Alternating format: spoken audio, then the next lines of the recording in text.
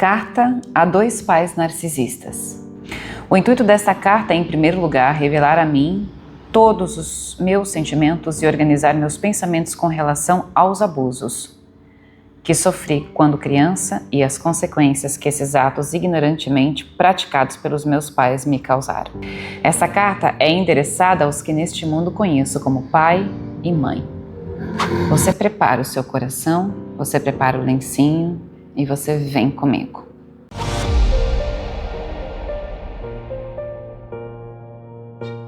Sejam bem-vindos todos vocês a mais um vídeo aqui do meu canal. Eu sou a Fernanda Roosevelt e hoje você vai acompanhar essa história aqui que eu estou começando com esta carta aos pais narcisistas da minha consulente. Ela me procurou para fazer a terapia de vidas passadas, ela mesma realizou as regressões de memória, descobriu bastante coisa que hoje eu vou contar para vocês e fez muitas reflexões acerca de sua vida, dos seus problemas, tentando entender tudo aquilo que havia passado. Por essa razão, ela também me enviou a carta, essa carta aqui, que ela não entregou aos pais. Ela escreveu, entregou à psicóloga dela e também enviou para mim, me dando autorização para que eu usasse, se eu achasse oportuno. E é claro que eu achei oportuno.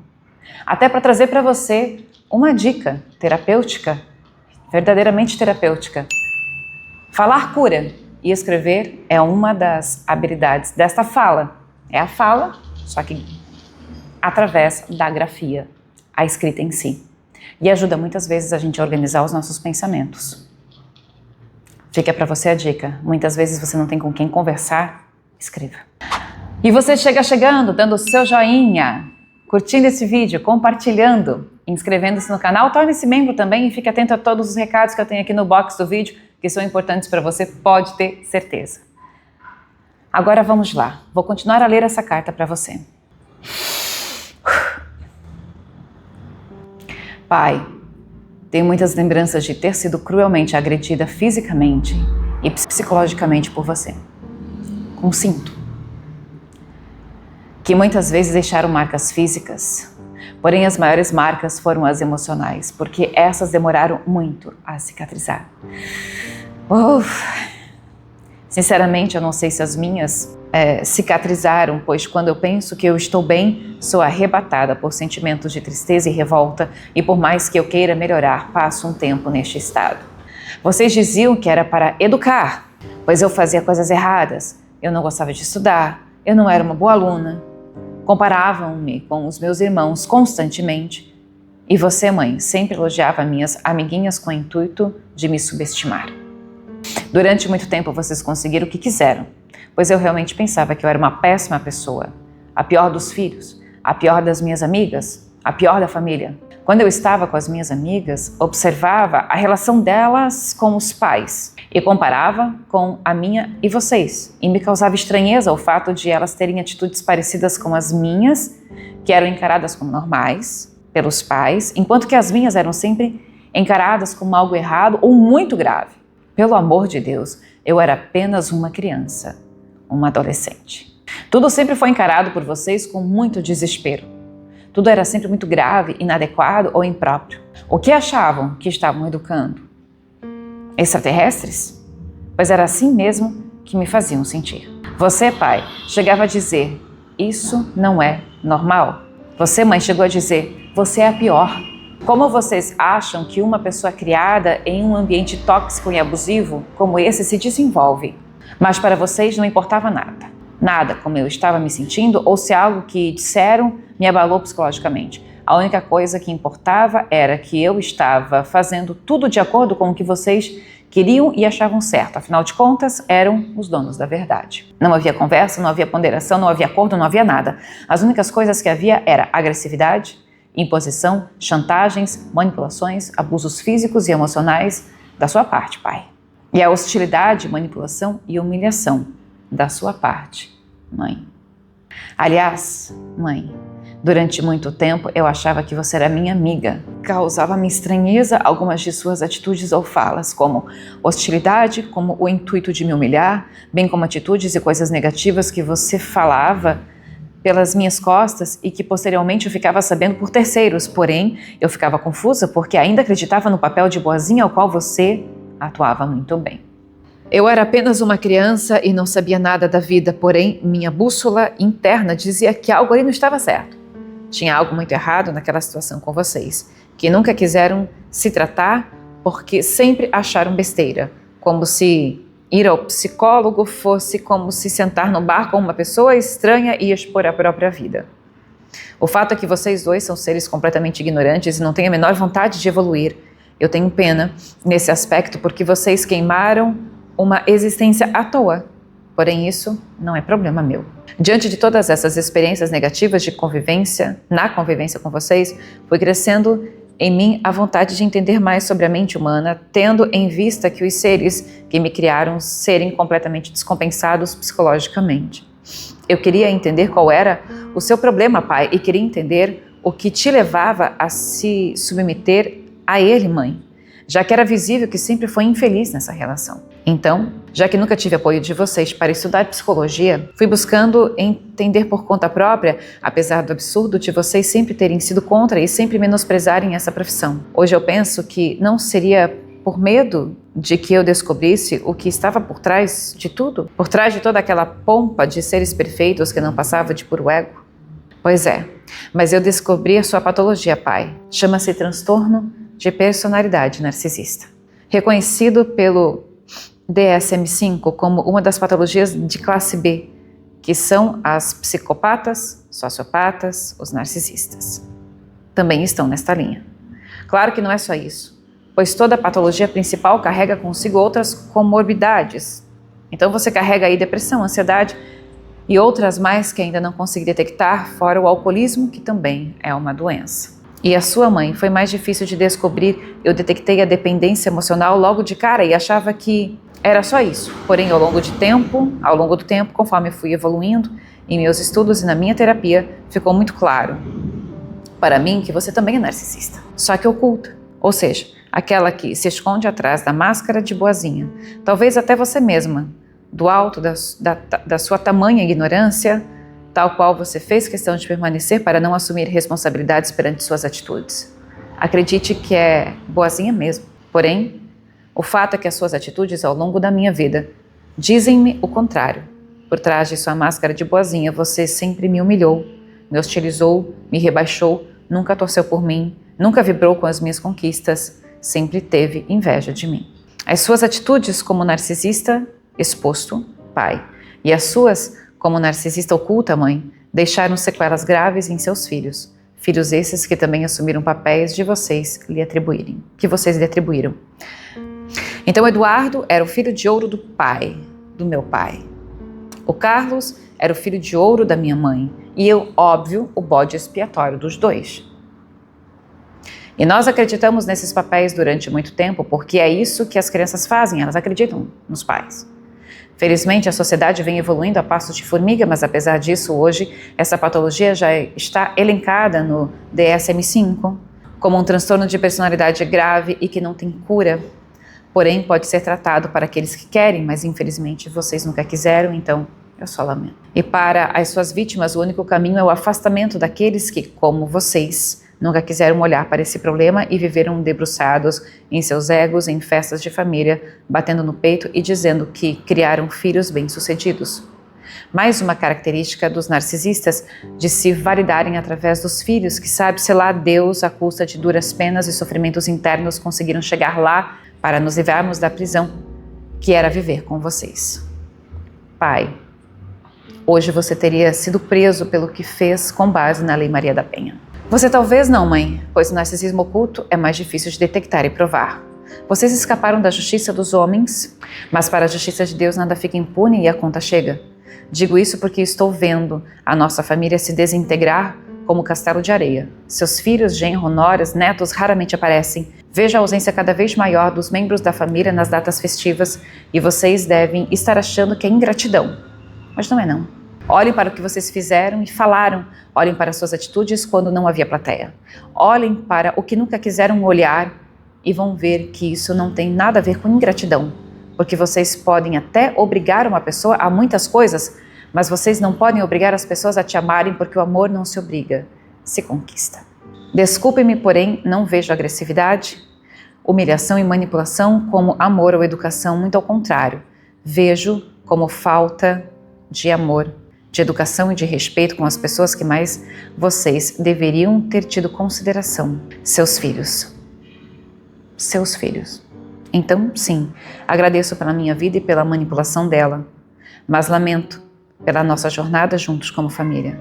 Vejo vocês ficando cada vez mais sozinhos. Entendo que não seja castigo, porque para mim Deus não castiga ninguém, mas escolhemos as conquistas de nossos atos. O isolamento também é uma lição, porque vocês vão precisar de um tempo com a consciência e os monstros de vocês para que possam se curar, mas isso é papo para uma próxima vida. Eu acredito que a leitura dessa carta já possa trazer para a gente, já possa trazer para você um pouco do estado emocional em que ela está.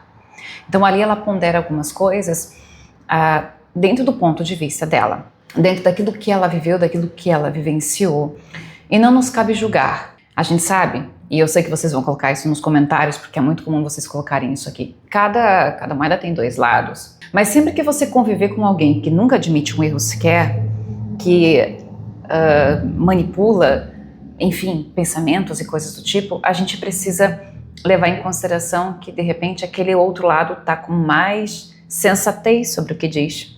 Entende meu ponto de vista? Porque uma pessoa que nunca admite nada, ela visivelmente tem problemas, isso já é um indício dessa personalidade narcisista. Ou seja, em espírito, espiritualmente falando, é muito orgulho para admitir qualquer coisa que seja. E o orgulho, ele é uma doença na alma, como várias outras. Só que na modernidade e na psicologia e na psiquiatria eles vão ganhar outros nomes. Vamos ressaltar um pouquinho a respeito dela. Estamos falando aqui de Maria Eduarda. Ela tem 52, 53 anos, é casada, está no segundo casamento, tem uma filha que tem depressão, ela tem alguns problemas com essa filha. Essa filha é uma pessoa desorganizada, que teve já tentativas de acabar consigo mesma, tem borderline e tem vários problemas de relacionamento. A filha já é maior de idade, já saiu de casa, até porque ela não se dá bem com o padrasto dela hoje. Então, em um primeiro momento, quando nós começamos a trabalhar a Maria Eduarda, que ela me apresenta esse contexto, ela vai conversando um pouco sobre sua vida. Num primeiro momento, na verdade, ela me traz essa grande aflição em relação à sua filha, justamente porque a depressão poderia gerar um ato mais fatal para ela mesma. Então, como que ela poderia ajudar? E que respostas ela poderia encontrar no passado que pudessem trazer melhor essa perspectiva, onde isso começou, qual era a raiz disso tudo. Antes de nós começarmos as regressões de vidas passadas, a gente começou com a regressão desta vida atual. Ela chega aí para a hora do nascimento dela, ela se vê nascendo, ela vê a receptividade, ela tem expectativa, ela se sente bem-vinda e se sente bem recebida. Isso é uma coisa muito importante quando o espírito chega, né, que a hora do parto é a hora do reencarne em si, quando o espírito adentra naquele corpo físico. Então, neste momento, tá tudo muito bom. O parto é um parto normal, é um parto bastante sofrido. Ela vê algumas cenas ali quando ela era pequena, ainda bebê, quando ela ficou muito doente, e a tentativa de todos de salvá-la, que graças a Deus salvou, né? Viu cenas do pai batendo na mãe, jogava a mãe no chão. Ela chorou muito nessa cena, nessa situação. Ela era bebê e o bebê vê o pai batendo na mãe e jogando a mãe no chão. Então a criança, ela já nasce nesse contexto, ela já é, apesar do amor, né, que ela se sente bem recebida, mas esse é o contexto em que ela passa a viver. Então nos primeiros momentos de vida dela, ela convive, essa criança, com essa hostilidade, com essa agressividade em seu lar. Eu até hoje nunca vou entender por que as pessoas se casam para uma bater na outra, para viverem discutindo, então não casa. Se você é um tipo de pessoa que vive falando, ai meu Deus, sei lá, eu vou falar uma coisa que é muito comum, né, na fala das pessoas, mas sei lá, eu preciso emagrecer.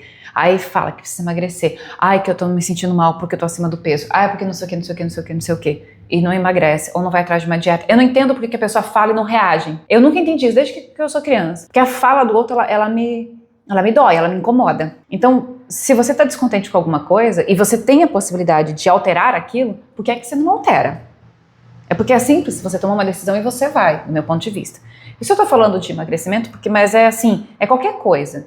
Então, se uma pessoa não está feliz com outra vivendo no mesmo lar, por que é que não se separa? Por que viver em desarmonia? É preferível viver sozinho? Você concorda comigo? Você coloca aí nos comentários, por favor.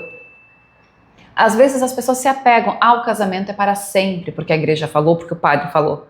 Não, mas isso não é casamento, isso não é amor, isso não é respeito. E tá completamente errado a agressividade, principalmente a agressão física, apesar que a agressão psicológica, como ela colocou na carta, ela é muito mais demorada para ser cicatrizada. Pode levar a vida inteira, pode levar mais de uma vida, inclusive, para você tirar aquilo de você. Dói mais, eu acho que dói mais. Mas nada deveria ser tolerado. Então imagine que ela é um bebê e está neste ambiente, vendo a mãe caída no chão apanhando do pai. Complicado. A segunda sessão que eu fiz com ela também foi de regressão para a sua infância. E ela volta para a situação em que ela é bebê. Olha, 2 vezes seguidas ela volta, que ela está com 6 meses de idade, vê de novo o pai brigando com a mãe, a tensão no ar. E a briga é por causa de ciúmes, é o que ela entende. Tem várias situações de agressividade. Outra é que ela está com 3 anos de idade, o pai arremessa sacolas, quebra os vidros dentro de casa. Gente, que horror! Ó, já se passaram 3 anos de que ela nasceu. E a mãe ainda tá... As mulheres têm que ter força de vontade, elas têm que acreditar em si. Deus não desampara ninguém. Se você vive um ambiente agressivo desse jeito, você está colocando a sua vida em risco, a vida de seus filhos em risco. E você está aceitando apanhar. Você tem que sair. Ah, eu não tenho dinheiro, eu dependo financeiramente do meu marido. Vai achar um jeito, vai achar uma saída. Pede socorro ali, pede socorro aqui. Eu não consigo achar que não exista quem não vai estender a mão em algum momento. Tem que ter fé, tem que acreditar, mas não pode continuar aceitando esse tipo de humilhação. Porque aí o universo vai sempre falar para você, vai entender que você aceita e vai te dar mais daquilo. Agora pare esse vídeo rapidinho para você prestar atenção nesse recado mais do que importante e eu sei que é necessário para você. Você tem tentado de tudo que eu sei. No fundo, você quer encontrar a chave da prosperidade. Você estudou diversas atividades já. Você investiu seu tempo, investiu seus recursos em cursos, simpatias, mentorias diversas. Como se vestir melhor, como causar uma boa impressão. Mas até agora nada funcionou. Sabe por quê? Quantas vezes em algum ambiente você viu alguém que nem tá assim tão bem vestido? Não é necessariamente uma pessoa maquiada ou bonita, nem nada. Mas aquela pessoa, quando ela chega, todo mundo olha para ela por conta de sua energia. E se você quer modificar a sua energia, eu tenho o curso certo para você. E para você saber mais, acesse o site. Tá na hora de você transformar a sua energia de fracasso, a sua energia de dificuldade, a sua energia de caminho travado em sucesso, como você merece. Quando ela tem 5 anos de idade, eles estão morando numa outra casa, o pai ele constrói uma pequena pista de corrida e obriga ela a correr. E ele a obriga com um cinto. Ele pega o cinto e bate nela com o cinto para que ela vá correr. Isso não é uma atitude de um pai normal, de uma pessoa normal. Existe uma situação que aconteceu com ela quando ela tem 15 anos de idade, que foi, a partir desse momento, pelo menos na regressão, ela identifica que é o momento em que a mãe se distancia dela, que até ali parecia haver uma proteção. Então ela está crescendo, ela já está mocinha, ela já está, né, o corpo vai se transformando e a mãe parece que muda suas atitudes para com a filha diante deste quadro novo dela. Como se, a partir daí, a mãe passasse a ter inveja da própria filha, ciúmes e várias outras coisas. Começa a implicar com tudo. Implica com o namorado, implica com as atitudes, implica com a roupa, implica, nossa, com várias coisas, tipo a minha história. Você conhece a minha história, né? Ó, vai passar em algum local aqui deste vídeo e tem o livro, Uma História de Vidas Passadas, que você pode estar adquirindo a versão física ou a versão online. A situação aos 15 anos dela é que ela foi passear e ela avisa a mãe, olha, eu estou indo passear. A mãe, ok. Quando ela volta para casa, o pai briga com ela porque, segundo o pai, ela não avisou que tinha ido passear. E o pai era muito severo, muito rígido com essas questões de horário, com passeio, ela sendo adolescente, então ele era mais rígido ainda. E ela fala que, não, mas peraí, eu avisei a mãe que eu fui passear. Mas a mãe não avisou o pai e desmente a filha. Então, essa é uma das situações em que ela começa a perceber que a mãe, que ela achava ser uma amiga, está se transformando numa inimiga. Por quê? Por conta disso, o pai é agressivo e vai fazer o que com a filha? Em uma outra situação, ela vai entregar, o pai pede toalha e sabonete, ele foi dar banho, então ela entrega, tipo assim, porta, ele passa na porta, sabe? Quando você entrega a toalha, você entrega o sabonete para o pai que está dentro do banheiro, e a mãe já olha para aquilo tipo, nossa, minha filha está querendo Ou melhor, eu acho que ela olha, essa mulher que está na minha casa está querendo o meu marido e está lhe dando banho no pai, quer dar banho no próprio pai. E aí começa a ter uma mudança de pensamento e uma manipulação, uma distorção é a palavra que eu estou buscando, na verdade, sobre as coisas que estavam acontecendo.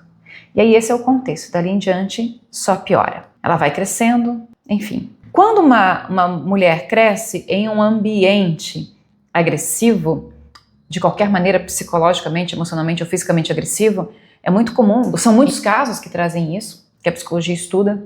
A tendência dela é acabar se relacionando com homens assim também.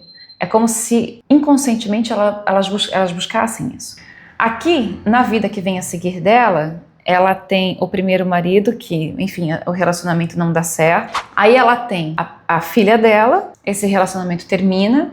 Até hoje ela vive confusões enormes com a sua família, com seu pai, com a sua mãe, confusões com a sua filha. E aí ela tem o marido dela atual, que eu acho que digamos assim, o porto mais seguro, é a tranquilidade de momento para com ela. Pelo menos enquanto eu estava atendendo, ela não me traz muitos questionamentos a respeito dele, assim, muitos problemas com ele. Me parece tranquilo. Mas isso que eu tô falando para vocês é uma certa tendência. Parece que é uma bola de neve. Mas energeticamente, muitas vezes, a energia que você conviveu na sua infância, na sua adolescência, agora, no seu trabalho, aquilo parece que se estende e vai com você para a vida adulta ou para outros caminhos que você tome. Isso pode fazer realmente muito mal para a pessoa. E aquilo parece que atrai, porque é um imã. Você acaba achando que aquilo de repente é normal. Quanto tempo, quantas reflexões e quantas terapias a Maria Eduarda precisou realizar, como dizer assim, para se tranquilizar, para entender por quê. E aí vem algumas respostas. Ok, eles são narcisistas, segundo o que ela estuda, segundo o que ela viu, me parece que seja. Ela identifica isso neles. E pode ser que ao descobrir, ok, são narcisistas, beleza. E a pessoa pode ficar contente, ou no caso dela não ficou contente, né? Porque ela também quer entender por quê. Entende o que eu quero dizer? É porque, por exemplo, você pode ter um problema no seu corpo físico, mas às vezes aquilo é de fundo emocional. E se você tem aquilo no fundo emocional, aonde está a raiz daquilo? Ela está realmente nessa vida ou ela está em outro tempo? Ou ela está no seu espírito há muito tempo? E por que não conseguiu curar ainda? E aí a gente vai entrar com as regressões de vidas passadas dela para tentar compreender um pouco de sua personalidade, de sua história hoje. Tentar fazer os pontos. Agora você vem comigo.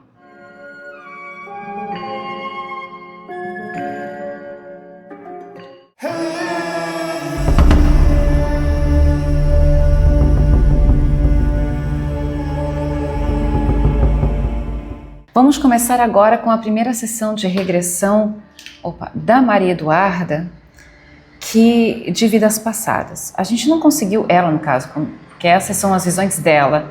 Lembrando para vocês o seguinte, dos vídeos que eu trago aqui para o canal, existem vídeos que são feitas leituras, quando Mama ou eu regressamos no lugar daquela pessoa. E existem vídeos em que a pessoa faz as regressões de memória, que é sempre o mais indicado se você, a título de cura, de tratamento e tudo mais. O outro também traz benefícios, mas quando você vê, você passa, você sente, é um processo bem mais intenso, né, de grande efeito na pessoa. Mas ela tem que ter maturidade para lidar, a regressão de memória não pode ser feita de maneira leviana, ela tem que ser feita com necessidades reais e a pessoa tem que ter um preparo para lidar com suas versões anteriores, de maneira a não misturar o que aconteceu lá atrás com o teu presente. A regressão, ela traz respostas e muitas vezes curas físicas de muitas coisas e uma libertação espiritual e emocional. Isso é a coisa que mais acontece com os meus consulentes, principalmente para quem consegue ir mais adiante, para quem realmente começa um tratamento sem desistir no meio do caminho, porque acontece de desistir, né, de você ter essa força espiritual para lidar com você. Quando você começa alguma coisa, tende a terminar. E no caso dela, ela foi até uma parte, eu acho que ela teve grandes benefícios e já teve as respostas que ela buscava. Mas, com certeza, quando a pessoa faz as regressões, como no caso que eu vou contar agora para vocês, a intensidade daquilo é muito, muito, muito, muito maior. Então, no primeiro momento, essa vida em que ela está, ela é uma mulher casada, ela tem um filho chamado Henrique e ele tem 4 anos. Ela é casada, o seu esposo também chama-se Henrique. A primeira cena que ela vê, ela não está ainda ciente de onde ela vive, porque ela se vê num ambiente descampado, ela vê as ocas de índios, dos indígenas, mas ela não é indígena. Então ela ingressa naquele lugar e por alguma razão ela vai conhecer aquela aldeia. E ela entra em uma determinada oca, né, e onde tem uma mulher mais velha que trabalha com ervas. E ela tem vontade de aprender a lidar com aquelas ervas. Ela diz que ela não tem vida social, ela usa nesse momento uma saia e uma blusa branca bufante. Então, talvez não seja uma coisa tão antiga, saia com blusa. Ela me dá o número 19, mas ela não sabe precisar se é 19 de um ano ou se é o século 19, então tá um pouquinho vago essa parte, tá? E essa mulher dá a ela um caldo de ervas para ela beber. Ela reconhece naquele momento que esta mulher da aldeia é justamente a filha dela nesta vida. Na cena seguinte, ela está em uma sala, tem uma lareira e um homem fardado entra pela porta. Este homem é o seu marido. E ela reconhece neste homem o pai desta vida. Vamos lá, o pai da vida atual é o marido dela lá atrás. E a filha de hoje, que tem borderline e depressão, é a velha índia, a indígena. Outras pessoas entram neste momento como seu marido. E ele faz questão de falar para sua esposa que eles haviam invadido uma aldeia e haviam matado as pessoas dessa aldeia, especialmente a velha índia. Aí você já conhece um pouquinho, sabendo que essa velha índia é a filha atual dela, você já pode entender um pouco da carga emocional que esse espírito já traz do passado. Porque simplesmente, pelo que a gente entendeu, é que este homem, o marido dela, Henrique, assassina aqueles indígenas só porque a esposa dele estava conversando com a velha índia. Olha a prisão que ela está sofrendo. Ela é uma mulher que não tem vida social, ela não tem amigos. Então eu não sei se ela escapou, ela não se consegue, ela não vê isso direito, mas ela é atraída porque ela quer conhecer as ervas, de repente ela tem uma alma aventureira e aí ela chora tanto. Quando o cara dá essa notícia, ela fica super perdida e claro, sente-se responsabilizada, sente aquela coisa da culpa com ela. E nisso ela passa a viver trancada no quarto, ela não pode mais ir pra rua de maneira nenhuma, porque ele não deixa, ele trancafia sua esposa. Ela não tem certeza do seu nome, mas traz Doralice Valdoric, com W, alguma coisa parecida com isso, Doralice Valdoric. É porque depois que termina a sessão, alguns nomes ficam reverberando na cabeça dela. Na regressão ela me dá o nome de Doralice Valdoric e não o nome de Henrique. Mas depois ela me passa algumas anotações. Pauá, que poderia ter sido o nome da Índia, ou alguma coisa assim. Mas ela também não está certa, então fica no ar aí também para a gente entender um pouco mais disso. Ela engravida depois de um tempo e está grávida de uma menina. Então ela já tem o Henrique e está grávida de uma menina. Quando essa criança nasce, que ela identifica, ela reconhece a sobrinha dela desta vida nesse espírito. E ela gosta bastante porque percebe que a menina tem um espírito livre, que o pai é apaixonado por ela, e ela, como mãe, se inspira na personalidade da filha, que é forte, que é expansiva. Também ela já cresce num outro ambiente, talvez é um espírito que vem com uma natureza mais forte, é verdade, e já cresce, né, num ambiente de um pouco mais de liberdade se comparado à mãe. E aí a gente tem a primeira vida da Maria Eduarda. A gente já pode fazer essas conexões e entender um pouquinho do comportamento desse pai que foi tão agressivo com ela nessa vida, sendo que foi o marido dela naquela outra existência. Na sessão de regressão seguinte da Maria Eduarda, a visão dela começa vendo os pés, sapatos pretos, verniz, abotoadura, ela vai... Porque vocês entendam, eu comento assim, né? Você vai começar a regressão, você acha que você vai ver tudo como um filme, não é bem assim. De repente você vê a jarra, depois você vê a mesa, a jarra sobre a mesa, depois você consegue ver a cozinha e a visão ela vai se abrindo gradativamente. Então aqui, ela se vê depois, vê a barra do seu vestido, depois ela vê o vestido longo e ela está no ambiente de dança, onde homens estão dançando e ela parece ser uma espanhola, mas ela também é dançarina. E o intuito dela neste ambiente é dinheiro. Ela tem a pele branca e os cabelos ondulados. Aproxima-se de um homem feio, careca, que tem dinheiro. E ela se aproxima apenas por dinheiro. É nisso que ela tem interesse. Nessa cena ela fica, entende-se já mais ou menos o seu ofício, né? De uma maneira de dançar e de envolver os homens e, enfim, existe aí uma prostituição na verdade. Então eu peço para que ela volte num tempo anterior a essa situação em que ela está vivenciando. Então ela retorna para quando ela tem 3 anos de idade, e aqui ela me dá uma data, que é o ano de 1838. E ela está na Espanha, então aqui nesse momento ela já tem certeza. Vê um homem de 35 anos que usa martelo para consertar um sapato. Parece uma vida difícil, eles passam por dificuldades. Aos 6 anos ela é levada para trabalhar nessa sapataria e ela odeia o lugar. Ela não pode, e também não se tinha o costume muito de estudar, isso era para as classes bem mais elevadas, né, socialmente, digamos assim. Mas ela também não podia brincar, e ela não gosta de ficar nessa sapataria de maneira nenhuma. Depois ela se vê aos 14 anos, ainda no mesmo lugar, e ela quer porque ela quer sair dali, ela quer ter vida, ela quer ir para frente. Ela tem ambições. Este homem é o pai dela, naquela vida, né, o pai dela. E ele começa a bater nela. Então ela fica revoltada, e nessa revolta ela sai de casa à cata de um marido rico. Até porque se hoje isso é normal para as mulheres, para muitas mulheres que não acreditam no próprio taco, né, que precisam casar com um homem rico para se sustentarem, digamos assim, por interesse propriamente dito, para mim é também um tipo de prostituição. Aí a gente pode entrar num debate aqui do que cada um acha. Eu acho que toda vez que você se vende de alguma maneira, não só o corpo físico, mas às vezes os seus ideais, para ter esse dinheiro pela matéria em si, eu vejo isso como uma prostituição. Não é só a venda do corpo, digamos assim, que é o que a maioria diz das profissões a mais antiga que existe. Mas é compreensível no passado também que se a mulher não tinha oportunidade de trabalho, ela só poderia se tivesse casado, isso é a coisa mais normal que havia. Em tudo quanto é regressão que eu faço, o que eu observo é que as mulheres, elas acabam indo para a prostituição se elas não têm uma outra saída de viver. É normal. E nem sempre é pela ambição. Aqui a gente já vê uma coisa de ambição, porque ela quer casar, mas ela quer casar com um homem rico, porque ela quer ter uma boa vida. Então esse é o primeiro contexto que ela já identifica. Ela tem uma ambição, ela quer viver bem. De repente ela poderia ser feliz se ela se entregasse ao amor. Só que quando você coloca a matéria em primeiro lugar, o amor nunca vai acontecer.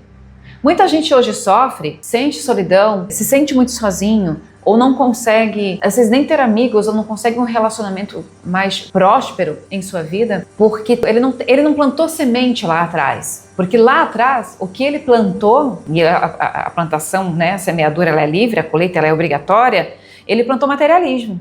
Ele foi atrás do dinheiro, ele foi atrás daquilo que vibrava para si. Então hoje, na vida atual, esse tem as consequências, porque o espírito ele não estabeleceu uma relação realmente fecunda de amor, de convivência, de harmonia. Isso acontece em vários casos. E a pessoa não descobre o amor, não amou de verdade. Existem paixonites, existe alguma convivência, aquele amor da convivência, mas eu estou falando de amor, amor forte, amor de almas gêmeas. Almas gêmeas, tem livro que você tem que ler, tem um e-book aí.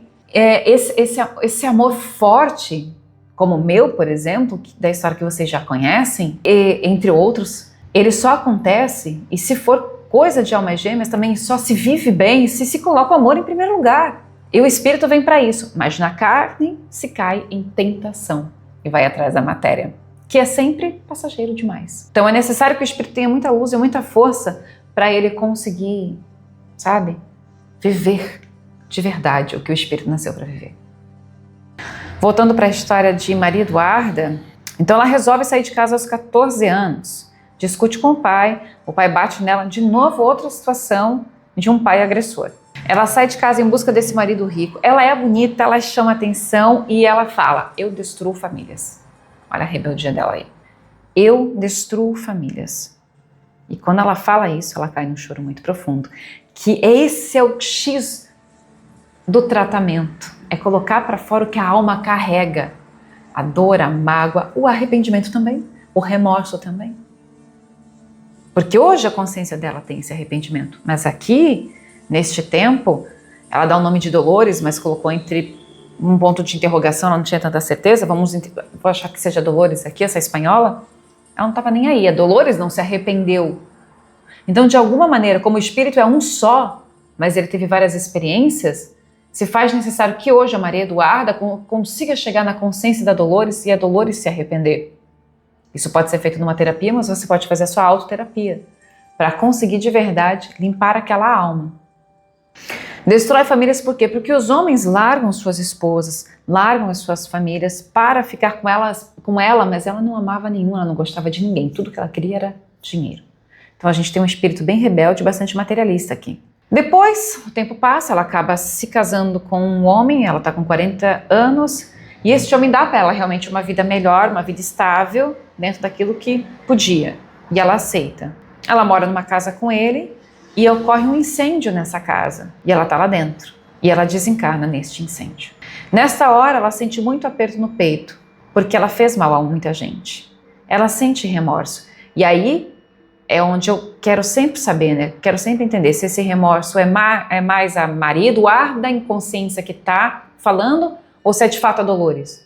E neste momento do desencarne, eu entendi que tinha muito da Dolores a viva naquele instante. E ela fala, eu fui egoísta, só pensei em mim mesma, por causa da dor dela, por causa daquele início de vida que ela teve com aquele pai. Então ela se torna essa dançarina, ela vai para o cabaré, e aí o que eu já comentei com vocês. Agora, que ruim que é para o espírito quando ele desencarna sem nenhum arrependimento. E não é porque você se arrependeu que vai ter uma vida boa depois. Significa que uma consciência foi elevada. Eu vejo gente muitas vezes falando, só porque se arrependeu depois não teve BO, não teve problema. Não, tem. Nem sempre a gente acessa, porque nem todo mundo quer ver aquela dor. Ainda mais quando essa dor ela acontece no umbral. Que as pessoas são tão materialistas às vezes ainda, até nos comentários que colocam aqui, porque todo mundo quer ver a dor do corpo físico, mas a dor da alma é sempre muito mais curável. Aqui ela identifica que o marido dela nessa vida é o irmão dela na vida atual, que é um cara que magoou bastante ela. Quanto ao pai, ela não identifica, mas aí tem o mesmo perfil, possivelmente o mesmo pai. É muito comum um ciclo, mas também pode ser outro, com o mesmo perfil. Mas como ela não identificou, a gente segue aqui. Para a próxima vida de Maria Eduarda. Então ela viu a vida da Índia, que pode ser uma vida um pouco mais antiga. Ela vê a vida da dançarina de cabaré, ali 1800 alguma coisa. E a gente tem uma outra vida aqui, e essa vida também acontece na Espanha, e a gente está em 1800 e o que aqui? Essas datas elas não estão muito certas. 1900. Ela coloca em média 1930 na Espanha, então assim é um pouco mais recente, provavelmente a penúltima vida dela. E essa vida ela é muito importante pelo grau dramático que ela traz. Das regressões ela passou nessa mesma vida 3 vezes. E com toda certeza esse espírito tem outras vidas lá atrás. Mas ela encerrou aqui esse processo, talvez algum dia ela retorne dentro do tempo dela, dentro das suas possibilidades também energéticas de estar continuando nesse processo. Então até o presente momento é o que a gente tem para contar para vocês. E eu vou estar resumindo essa vida aqui dentro dessas 3 sessões. Que no primeiro momento ela se percebe em um local bastante isolado, ela é mulher, vive num ambiente isolado, ela se vê com um balde de madeira, buscando água, alguma coisa assim que parece ser distante de onde ela está, porque ela está num local afastado mesmo. E quando ela entra em sua casa, ela tem uma emoção muito forte, porque ela vê estirada no chão a sua filha. Ela tem uma filha naquela vida, e ela vê a sua filha ali estirada no chão, sem vida. E essa foi uma regressão muito forte, que só essa cena ela durou muito tempo da sessão. Eu até coloco aqui, eu comento o que eu sinto, né? Eu coloquei na cena da filha, senti desfalecer os meus ombros. Eu lembro que eu estava aqui ouvindo, e quando ela começa a falar, parece que eu vou morrer assim, do choque que ela sentiu ao ver a sua filha. Ela percebe que um homem matou a sua filha. E aí a gente precisa entender ainda esse contexto. Ela me dá a data, 1937, Espanha, com o nome Angelina. Diz que é uma vida sem propósito, uma vida sem sentido, e ela desencarna de velhice. Vamos tentar entender um pouco mais.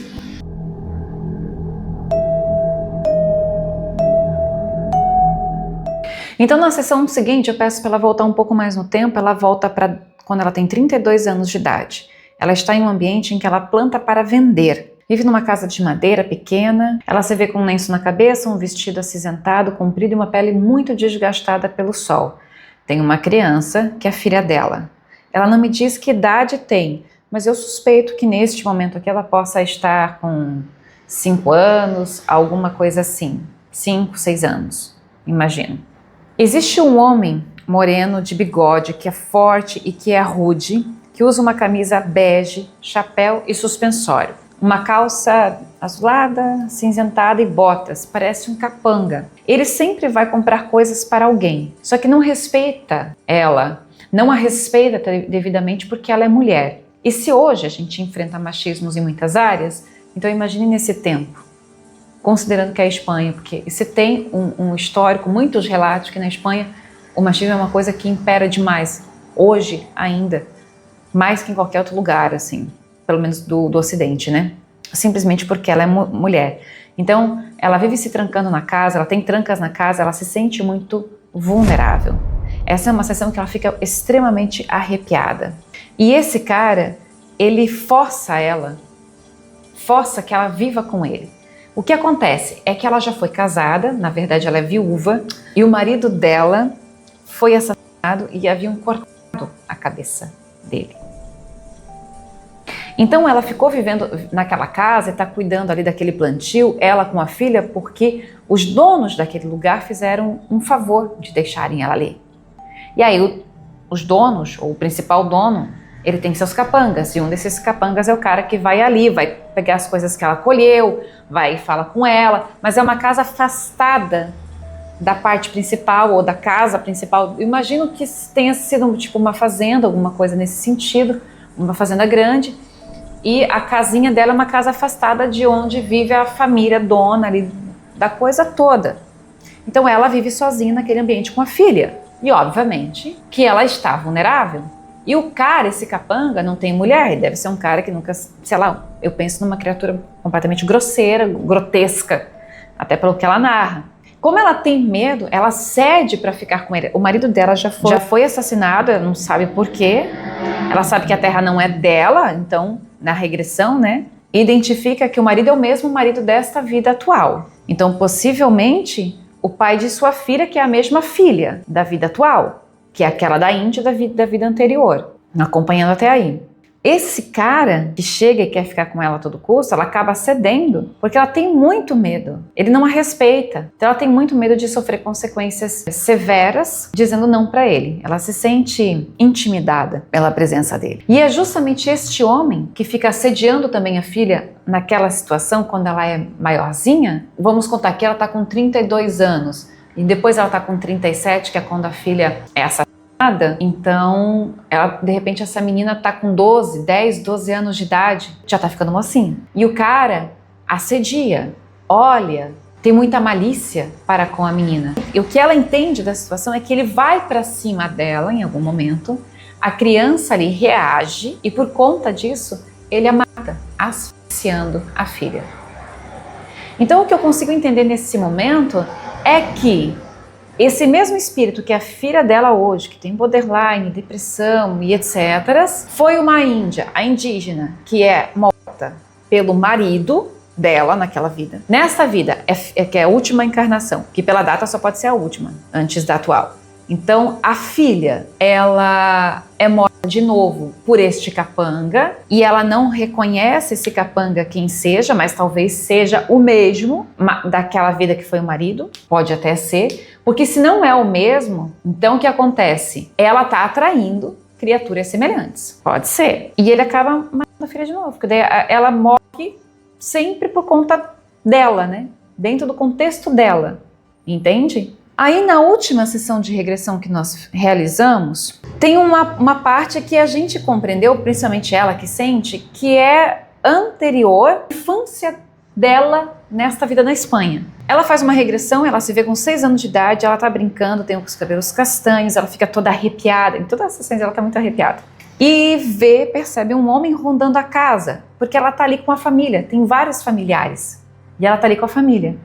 Criança, 6 anos. E de repente, este homem invade aquela casa e mata todo mundo. Os pais, ele com outros homens, tá? e os irmãos a facadas. Nesse momento ela já está com 7 anos, porque no início tudo é muito feliz, tudo é muito bom, é um ambiente bacana, tá tudo ótimo. Aí quando ela tem 7 anos, isso acontece e ela se esconde e nenhum deles a vê. Aí você pensa, cara, só com isso a gente já tem muita coisa. Observe, ela é uma criança que perde toda a família. Aí ao perder essa família, fica sozinha e talvez ela tenha sido criada ali, digamos que aquilo era dela, da família dela, aquela casa. Ou ela saiu daquela região e fazendeiros, tipo, a adotaram, deixaram que ela se criasse, ou alguém tomou posse daquele terreno, tá? E aí ela foi criada ali, eu não sei, porque tem um apagão, ela não vê mais, também não foram feitas mais sessões, e não quer dizer também que fazendo ela vai chegar.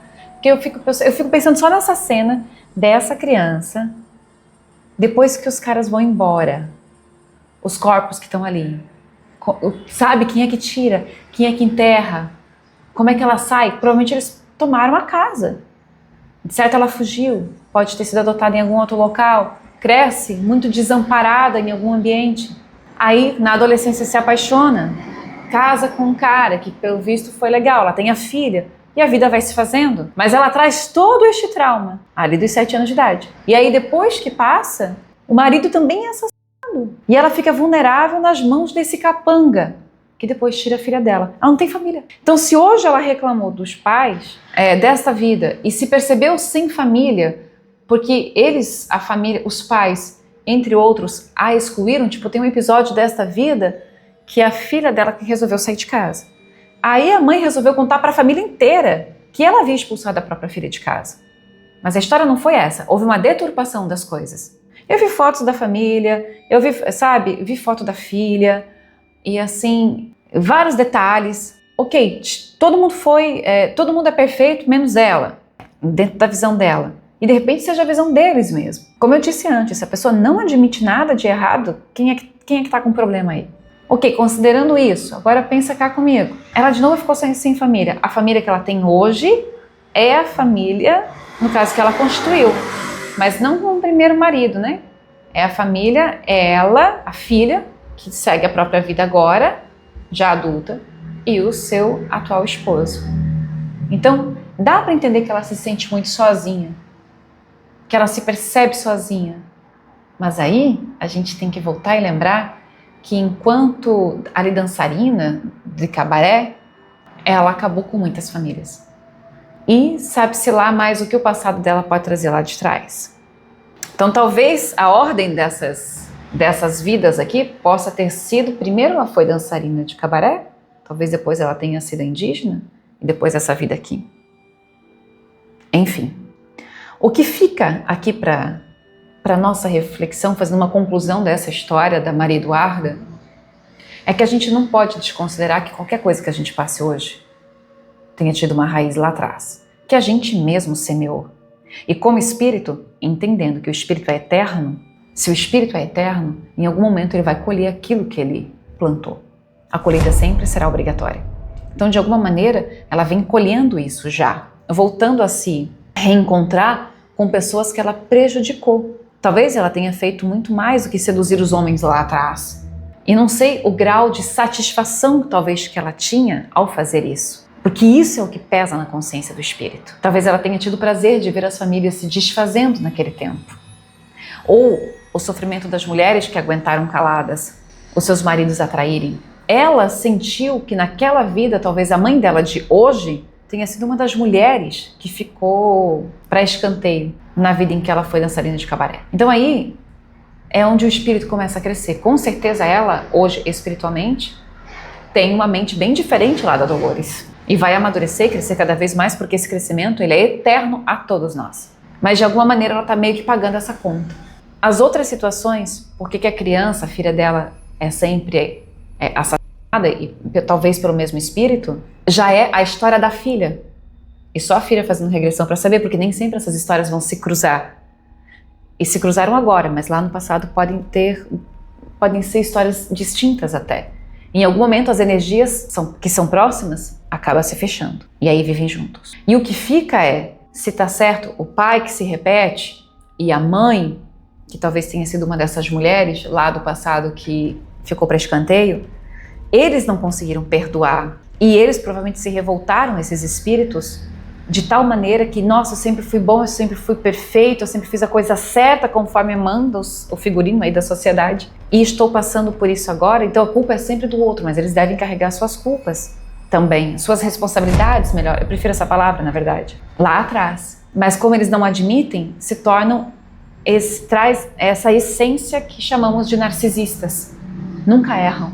Eu conheço narcisistas, eu convivi com narcisistas e, pelo amor de Deus, eu não quero viver com eles. Quando eu percebo que a pessoa é assim, inclusive recentemente tive contato direto com uma pessoa que trabalhou comigo e eu olhava assim, será que é? Será que não é? Porque ela tá sempre certa, mas coisas bobas, tipo assim, nossa, sabe? Ei, você colocou a vela aqui, ó, nessa mesa, não era para ter colocado.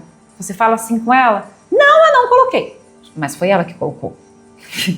Tipo, não tem como ter sido outra pessoa, porque só ela entrou naquele ambiente. Mas ela não admite, não pode ser criticada de maneira nenhuma. Então, opa, quando alguém nega tanto o próprio, nem sempre erro, mas aquele ato, que nem sempre vai ser um erro, ali existe um transtorno, sim, existe um transtorno de espírito, porque ele está ocultando alguma coisa de si mesmo, a ponto de o tempo inteiro querer passar para todos uma imagem de perfeição. E não existe, ninguém é perfeito. E se você não lida bem com os teus erros, com os teus problemas, você precisa se tratar também. Não é só quem entende e é vítima do narcisista ou de qualquer outra coisa que tem que se tratar. O narcisista tem que em algum momento parar e olhar, eu sou essa pessoa. E eu aposto que tem alguns que se enxergam sim, mas eles não querem admitir que são narcisistas. E isso pode durar muitos séculos. Mas somos eternos, não podemos reencarnar e errar quantas e quantas vezes, né? Só que a conta chega, até mesmo desse tempo que se perdeu conscientemente. Eu gostei muito da história dela, ela foi muito intensa, a Maria Eduarda, em todas as sessões de regressão. Eu acho que ela encontrou algumas respostas acerca de seus atos, mas é claro que não é algo completo, não está 100% redondo, porque fechamos aqui, até onde ela quis, até onde ela foi. E eu encerro esse vídeo com toda a gratidão à Maria Eduarda por ter confiado em mim. Desejo muita luz em sua jornada e que você realize o seu sonho de ser psicóloga e de que isso prospere em sua vida, porque nada melhor que uma pessoa que tenha tido experiência para lidar com outras experiências. As teorias, os livros, eles são importantes, sempre. Eu acho a leitura algo muito sagrado, tanto que escrevo. Não desmereço, mas acima de qualquer coisa, acima de qualquer teoria, para mim existe a experiência e o tempo de amadurecimento de cada experiência. E isso é sagrado demais, porque é a vida em si. Eu não estou contando aqui uma história inventada, estou contando a história de uma pessoa. Você se identifica? Coloca aqui nos comentários. E para você que gostaria de fazer terapia comigo, entre em contato via e-mail. Eu quero lembrar vocês que eu tenho o meu curso de energias, porque não é todo mundo que tem acesso a vidas passadas, não é todo mundo que pode fazer. Mas o curso de energias, ele equivale a mais de 10 sessões de terapia comigo. E neste curso, você vai aprender a lidar com você mesmo, com a sua energia. O curso não vai te revelar vidas passadas, não tem como, mas pode revelar muito da sua essência a ponto de você conseguir fazer algumas interpretações do que possa ter acontecido no seu passado, virar a chave de maneira que você consiga mudar a sua energia estagnada desta vida, que te leva muitas vezes ao fracasso, ou profissional, ou pessoal, ou financeiro, ou tudo junto, para você virar a chave e atrair a prosperidade que você, como filho de Deus, merece. Mas você tem que entender que merece. Tem muita coisa bacana nesse curso. Vem comigo. O link para você se inscrever neste curso, que tem mentoria comigo ainda por cima, tá aqui no box do vídeo. Entre em contato, tá? São só 12 parcelinhas de R$104. Bora e se matricula e vem comigo. Sem juros, é o preço real do curso. Um beijo enorme a todos vocês. Gratidão a todos. Compartilhe este vídeo. Inscreva-se no canal. Fiquem com Deus. Muita luz, Maria Eduarda. Muita luz. Nesta vida eu sei que você já quebrou muito deste ciclo. E é isso que eu desejo a todos.